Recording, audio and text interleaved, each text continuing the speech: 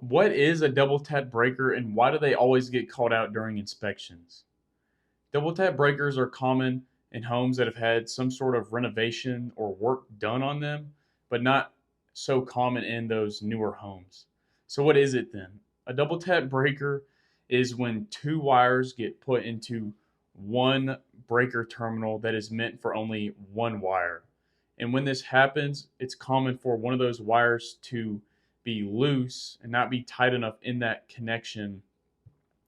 And this sort of thing can cause lots of electrical problems like overheating, arcing, or even some potential fire hazards.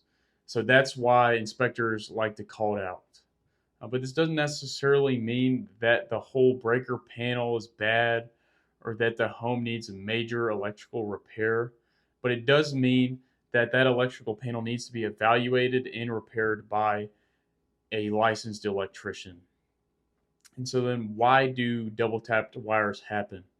And most of the time, honestly, it's because it's the cheaper option, especially in older homes that have breaker boxes that are much smaller and don't have as many terminals to have breakers.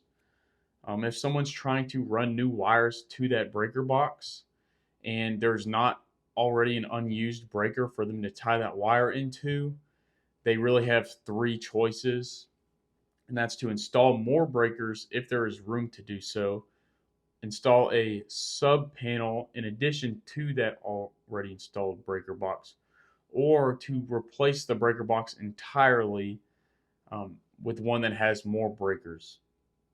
And unfortunately, tying that new wire into a breaker that is already being used is much cheaper than all three of those options that I already mentioned. So then, how do you fix it when it comes? And the answer is to do one of those three options that I just mentioned.